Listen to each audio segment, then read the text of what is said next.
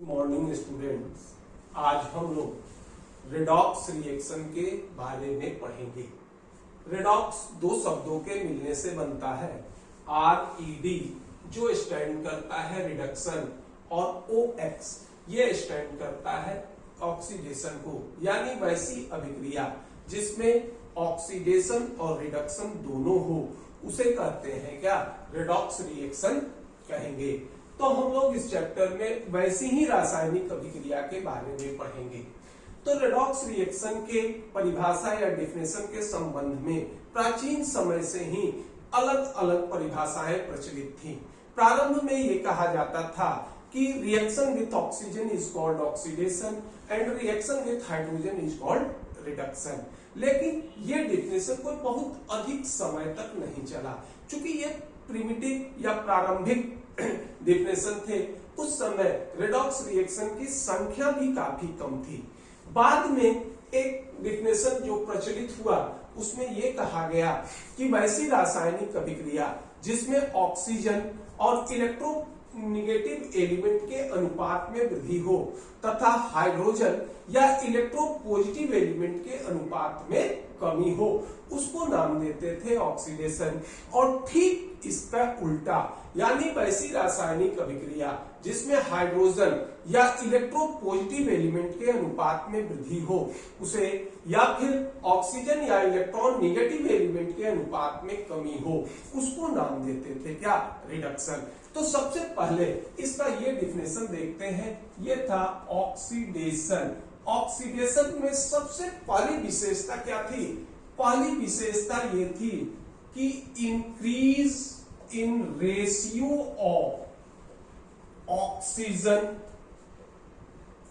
Oxygen और electron negative elements. और दूसरी विशेषता ये थी कि decrease in ratio of hydrogen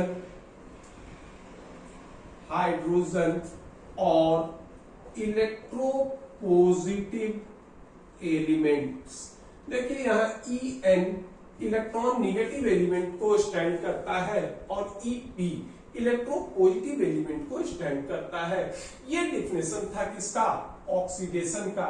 और ठीक इसका उल्टा ये आ गया रिडक्शन का डेफिनेशन कि ऑक्सीडेशन में जिसके अनुपात में कमी होती थी, रिडक्शन में उसके अनुपात में वृद्धि होगी, और जिस ऑक्सीडेशन में जिसके अनुपात में वृद्धि होती थी उसके अनुपात में कमी होगी। यानी सीधा ये कह सकते हैं, इसको उल्टा कर दीजिए, ये होगा increase in ratio of hydrogen और इलेक्ट्रोपॉजिटिव एलिमेंट्स, और साथ साथ या ये कह सकते हैं decrease in ratio of oxygen और इलेक्ट्रॉन नेगेटिव एलिमेंट्स। अब इसको हम लोग एग्जाम्पल से देखते हैं। जैसे मान लीजिए ये एग्जाम्पल हो गया Mg 2Mg plus O2 gives out 2MgO। इस रिएक्शन में देखो Mg ये इलेक्ट्रोपॉजिटिव एलिमेंट है और ऑक्सीजन ये हमारा क्या है, इलेक्ट्रॉन नेगेटिव एलिमेंट। तो देखिए Mg जो होगा ये चेंज होकर आ रहा है किसमें, MgO में। यहाँ इलेक्ट्रॉन नेगेटिव एलिमेंट ऑक्सीजन के अनुपात में वृद्धि हो गई, तो ये हो जाएगा हमारा क्या, ऑक्सीडेशन। और ऑक्सीजन जो चेंज होकर ये बनाया क्या, MgO। यहाँ Mg इलेक्ट्रोपॉजिटिव एलिमेंट, इसके अनुपात में वृद्धि हो गई, तो ये हो जाएगा हमारा क्या, रिडक्शन। तो यहाँ ये हो जाएगा आपका increase in ratio of electropositive elements, और यहां ये हो जाएगा क्या, increase in ratio of electron negative elements. ये ठीक उसी तरह एक और एग्जाम्पल लेते हैं, जैसे मान लो 3H2 plus N2 gives out 2NH3। ये भी हमारा एक रेडॉक्स रिएक्शन है। देखिए नाइट्रोजन ये हमारा इलेक्ट्रॉन निगेटिव एलिमेंट है और हाइड्रोजन हमारा इलेक्ट्रोपॉजिटिव एलिमेंट है। अब यहां देखो हाइड्रोजन ये चेंज हुआ किसमें, अमोनिया में। यहां इलेक्ट्रॉन निगेटिव एलिमेंट नाइट्रोजन के अनुपात में वृद्धि हो गई, तो ये हो जाएगा हमारा क्या, ऑक्सीडेशन। और यहां ये हो जाएगा नाइट्रोजन अगर अमोनिया में चेंज होता है तो यहां इलेक्ट्रोपॉजिटिव एलिमेंट हाइड्रोजन के अनुपात में वृद्धि हो गई, तो ये हो जाएगा हमारा क्या, ये हो जाएगा रिडक्शन।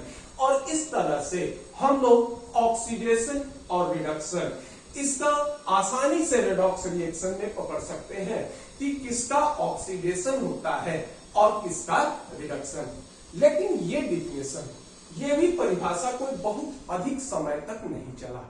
इसका कारण ये था कि इलेक्ट्रॉन निगेटिव एलिमेंट और इलेक्ट्रोपॉजिटिव एलिमेंट का डिस्ट्रीब्यूशन या ये कहिए कि डिमार्केशन क्लियर कट नहीं था कि ये एलिमेंट इलेक्ट्रोपॉजिटिव होते हैं और ये एलिमेंट जो होंगे इलेक्ट्रॉन निगेटिव होते हैं। तो इस तरह से कोई डिफिनेशन नहीं। जैसे मान लो, अब मान लीजिए हम क्लोरीन को लेते हैं। देखिए क्लोरीन हमारा इलेक्ट्रॉन निगेटिव एलिमेंट हो गया, ब्रोमीन भी हमारा इलेक्ट्रॉन निगेटिव एलिमेंट हो गया, फ्लोरीन भी इलेक्ट्रॉन निगेटिव एलिमेंट हो गया। ये सारे इलेक्ट्रॉन निगेटिव एलिमेंट है। अगर मान लो फ्लोरीन क्लोरीन से प्रतिक्रिया करता है तो फ्लोरीन इलेक्ट्रॉन निगेटिव एलिमेंट और क्लोरीन इलेक्ट्रोपॉजिटिव एलिमेंट की तरह कंसीडर होगा। ठीक उसी तरह अगर क्लोरीन ब्रोमीन के साथ रिएक्ट करता है तो क्लोरीन इलेक्ट्रॉन निगेटिव एलिमेंट हो जाएगा और ब्रोमीन इलेक्ट्रोपॉजिटिव एलिमेंट हो जाएंगे। तो इलेक्ट्रोपॉजिटिव एलिमेंट और इलेक्ट्रॉन निगेटिव एलिमेंट ये कंपैरेटिव है, ये कंपेयर होगा कि किससे ये प्रतिक्रिया करते हैं। तो इनमें ये निश्चित नहीं है कि ये एलिमेंट इलेक्ट्रोपॉजिटिव है और ये एलिमेंट इलेक्ट्रॉन निगेटिव है। इसलिए ये भी डिफिनेशन कोई बहुत अधिक समय तक नहीं चला। और इसके बाद एक और सिद्धांत आया जिसको नाम देते हैं इलेक्ट्रॉनिक थ्योरी, और इसके आधार पर रेडॉक्स रिएक्शन की एक्सप्लेनेशन किया गया। तो पहले इसको नोट डाउन कर लीजिए।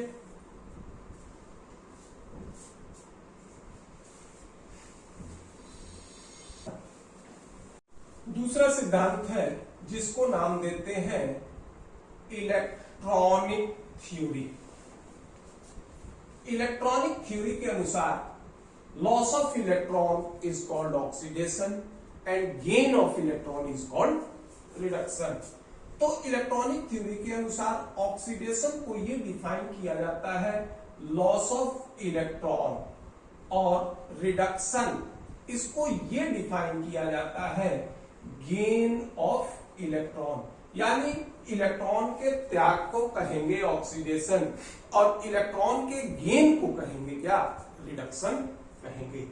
अब इसमें ये एग्जाम्पल लेते हैं फॉर्मेशन ऑफ सोडियम क्लोराइड में। ये हम जानते हैं कि सोडियम एक इलेक्ट्रॉन का लॉस करता है और क्लोरीन इस लॉस किए गए इलेक्ट्रॉन को गेन करेगा। तो सोडियम एक इलेक्ट्रॉन का लॉस करता है तो सोडियम का ऑक्सीडेशन हो जाएगा किसमें, Na+ में, और क्लोरीन का रिडक्शन हो जाएगा किसमें, Cl- में। तो ये होंगे ऑक्सीडेशन और रिडक्शन। यानी loss of electron is called oxidation and gain of electron is called reduction. ये थ्योरी होता है किसका, इलेक्ट्रॉनिक थ्योरी के अनुसार। अब इस सिद्धांत से दो चीजें स्पष्ट होती है। पहला तो ये होगा कि ऑक्सीडेशन और रिडक्शन दोनों हमेशा साथ साथ होगा। फर्स्ट तो ये होगा कि oxidation and reduction takes place simultaneously,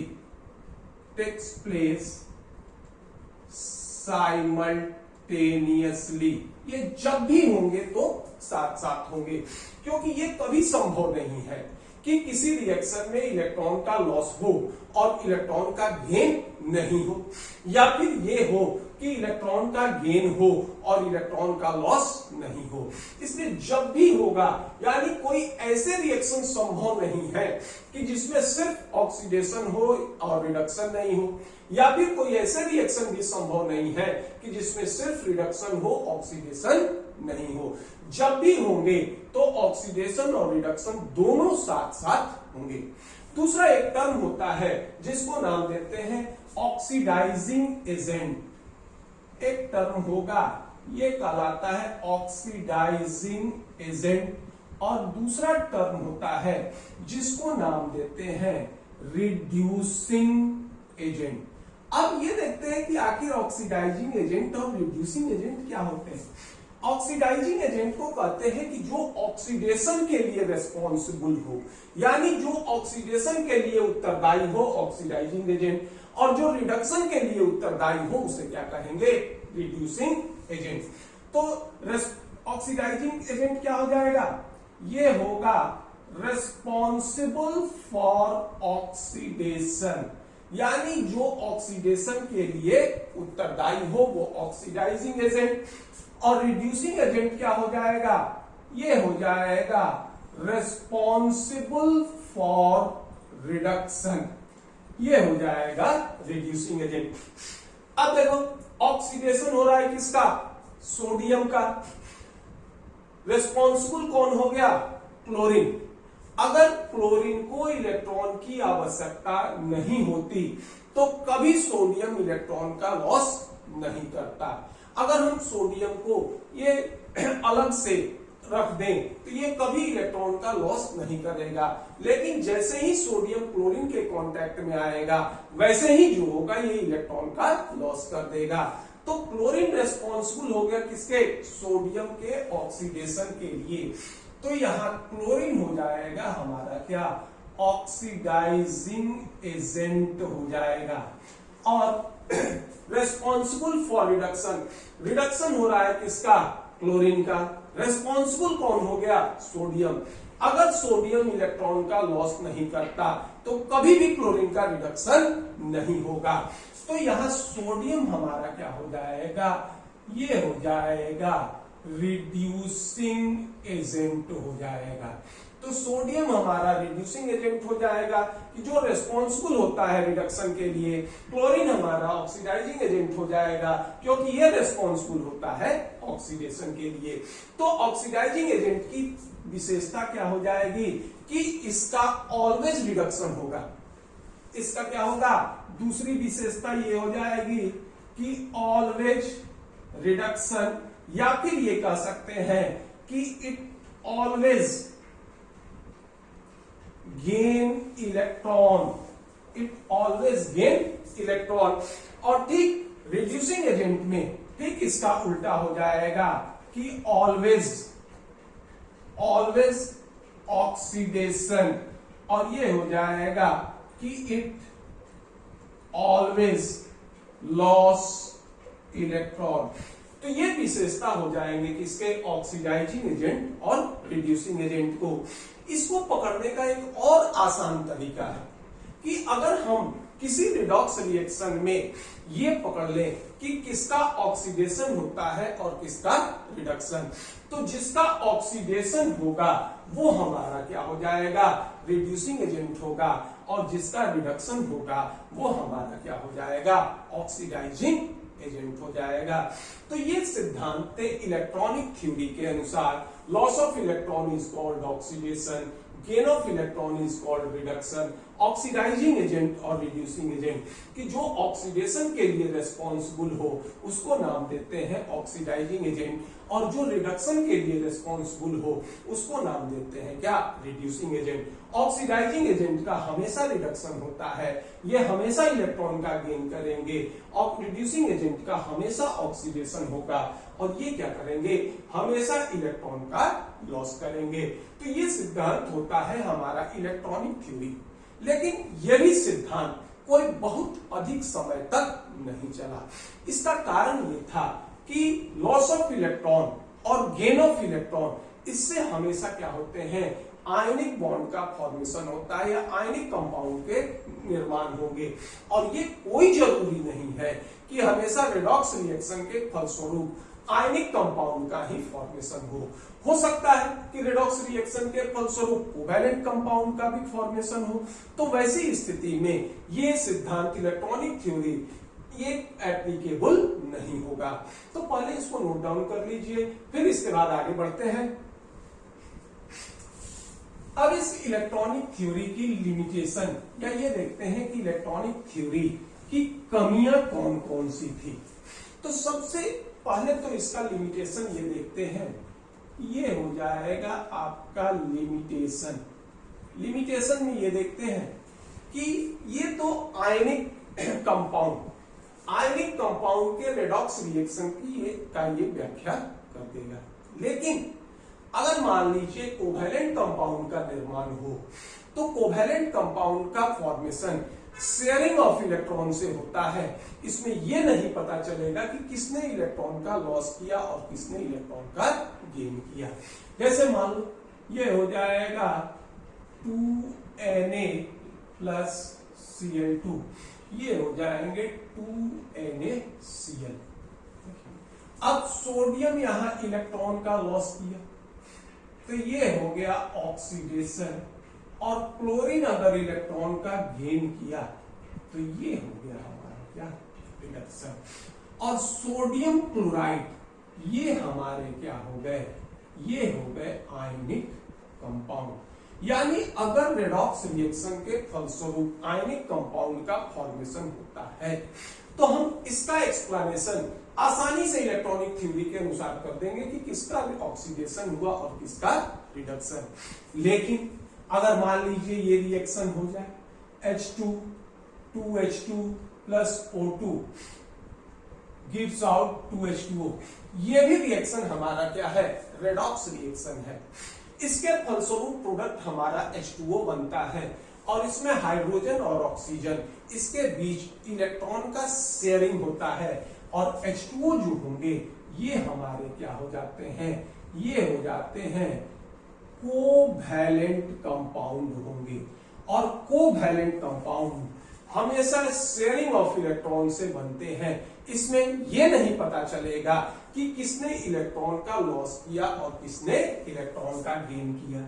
जैसे मान लो ये हो गया H2 plus Cl2 gives out 2HCl, ये भी हमारा क्या हो गया, कोवैलेंट कंपाउंड हो गया।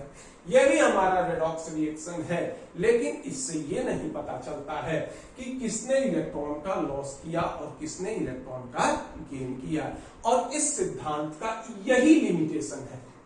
अब इसको दूर करने के लिए, इस कमी को दूर करने के लिए एक अलग सिद्धांत आया और इस सिद्धांत, ये जो सिद्धांत था उसको नाम देते हैं ऑक्सीडेशन नंबर थ्योरी कहते हैं।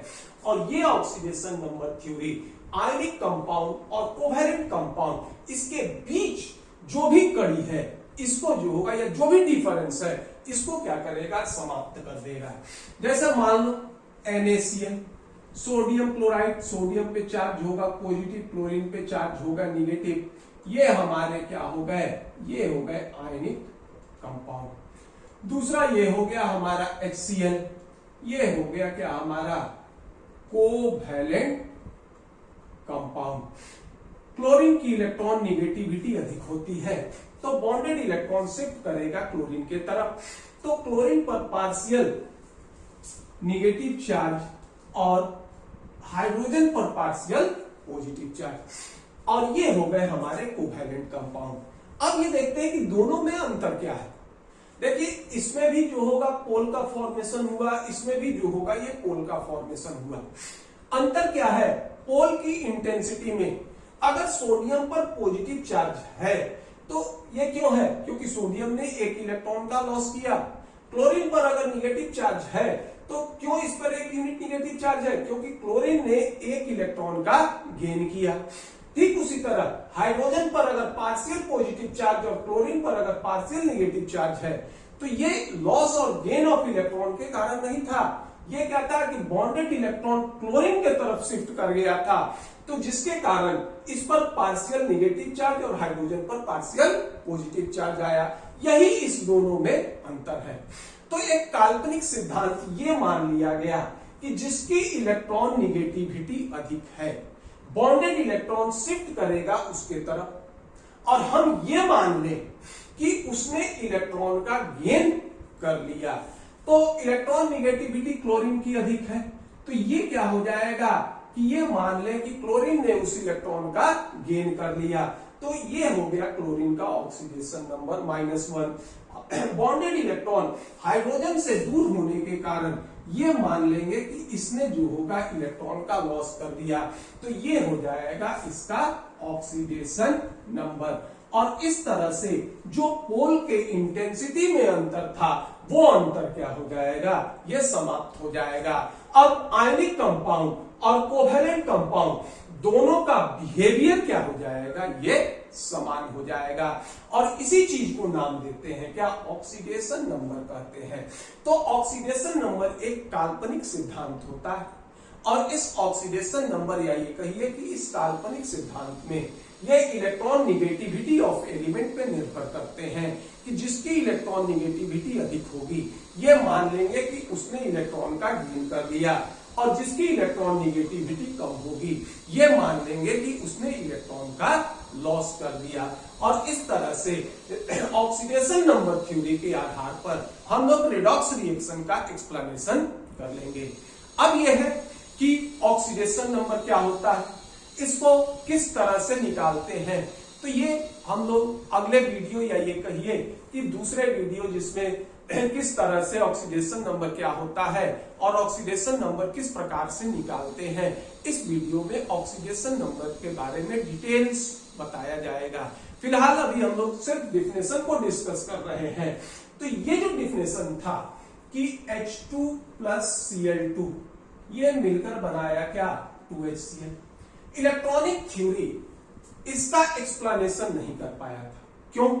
क्योंकि HCl हमारा क्या था, कोवेलेंट कंपाउंड था। हमने सिद्धांत बनाया किसका, ऑक्सीडेशन नंबर का। अभी हमने देखा कि हाइड्रोजन का ऑक्सीडेशन नंबर हो गया +1 और क्लोरीन का -1। तो +1 का मतलब क्या होता है, ये जो होगा इलेक्ट्रॉन लॉस होगा तभी चार्ज पॉजिटिव होगा, और इलेक्ट्रॉन गेन होगा तो चार्ज निगेटिव होगा। हमने ये भी कहा था कि जिसकी इलेक्ट्रॉन निगेटिविटी अधिक हो बॉन्डेड इलेक्ट्रॉन उसके तरफ शिफ्ट करेगा। H2 में देखिए हाइड्रोजन हाइड्रोजन के बीच बॉन्ड, Cl2 में क्लोरीन फ्लोरीन के बीच जो होगा ये बॉन्ड है। अब यहां क्या है कि दोनों की इलेक्ट्रॉन निगेटिविटी समान होगी, बॉन्डेड इलेक्ट्रॉन ठीक बीच में होगा, और इलेक्ट्रॉन किसी के तरफ डिस्ट्रीब्यूट नहीं होगा। तो जब इलेक्ट्रॉन किसी के तरफ डिस्ट्रीब्यूट नहीं होगा तो इसका ऑक्सीडेशन नंबर क्या होगा, हाइड्रोजन का भी होगा 0 और क्लोरीन का भी होगा क्या, 0। यानी हाइड्रोजन ने कोई ना तो इलेक्ट्रॉन का लॉस किया और ना ही गेन किया। अब देखो हाइड्रोजन 0 से आ गया क्या, +1, यानी इसने इलेक्ट्रॉन का लॉस कर दिया। तो ये हो गया हमारा क्या, ऑक्सीडेशन, और क्लोरीन ने इलेक्ट्रॉन का गेन किया, ये हो गया क्या हमारा, रिडक्शन। दूसरा हमारा सिद्धांत या ये कहिए कि एग्जाम्पल था 2H2 + O2 gives out 2H2O। देखो hydrogen oxygen, oxidation number 0, hydrogen का होता है क्या +1, ऑक्सीजन का -2। तो ऑक्सीजन फिर ये 0 से बढ़कर क्या हो गया +1, तो यहाँ हाइड्रोजन का क्या हो जाएगा, ऑक्सीडेशन, और ऑक्सीजन का क्या हो जाएगा, ये हो जाएगा रिडक्शन। तो अब अगर हम लोग ऑक्सीडेशन नंबर थ्योरी के आधार पर ये कह सकते हो कि increase in oxidation number is called oxidation and decrease in oxidation number is called reduction. तो ये हो जाएगा आपका इंक्रीज इन ऑक्सीडेशन नंबर, इसको नाम दोगे क्या, ऑक्सीडेशन, और दूसरा ये हो जाएगा कि डिक्रीज इन ऑक्सीडेशन नंबर, और इसको नाम देंगे क्या, रिडक्शन। और इस तरह से इलेक्ट्रॉनिक थ्योरी के जो लिमिटेशंस थे, जो कमियां थी, इसको ऑक्सीडेशन नंबर सिद्धांत ने जो होगा ये पूरा कर दिया। अब रिडॉक्स रिएक्शन के फलस्वरूप चाहे आयनिक कंपाउंड का निर्माण हो या फिर कोवेलेंट कंपाउंड का निर्माण हो, दोनों का एक्सप्लेनेशन ऑक्सीडेशन नंबर सिद्धांत से कर देते हैं। इसके बाद एक टर्म था जिसको नाम दिए थे ऑक्सीडाइजिंग एजेंट, और दूसरा था क्या हमारा, रिड्यूसिंग एजेंट। तो ऑक्सीडाइजिंग एजेंट, देखिए ये कहते हैं कि ऑक्सीडाइजिंग एजेंट जो होंगे इसका हमेशा रिडक्शन होगा। ऑक्सीडाइजिंग एजेंट का रिडक्शन होगा तो ऑक्सीडाइजिंग एजेंट का क्या कह सकते हो, डिक्रीज इन ऑक्सीडेशन नंबर, और दूसरा ये हो जाएगा कि रिड्यूसिंग एजेंट, और रिड्यूसिंग एजेंट का क्या हो जाएगा, ये हो जाएगा इंक्रीज इन ऑक्सीडेशन नंबर, यानी ऑक्सीडाइजिंग एजेंट का ऑक्सीडेशन नंबर में कमी होगी और रिड्यूसिंग एजेंट के ऑक्सीडेशन नंबर में वृद्धि होगी। और इस तरह से ऑक्सीडेशन नंबर थ्योरी की सहायता से हम लोग किसी भी तरह के रेडॉक्स रिएक्शन का एक्सप्लेनेशन कर सकते हैं। कुछ ऐसे भी रिएक्शंस होते हैं जो रेडॉक्स नहीं होते, जैसे न्यूट्रलाइजेशन रिएक्शन, यानी जिसमें एसिड और बेस रिएक्ट करेंगे, उस तरह के रिएक्शन ये रेडॉक्स रिएक्शन नहीं होते। आगे ऑक्सीडेशन नंबर क्या है, इसे किस तरह से निकालते हैं, इसको हम लोग अगले वीडियो में देखेंगे, जिसका नाम होगा oxidation number and determination of oxidation number. आपको ये वीडियो कैसा लगा, इसे देखिए, लाइक कीजिए और इस चैनल को सब्सक्राइब कीजिए। धन्यवाद।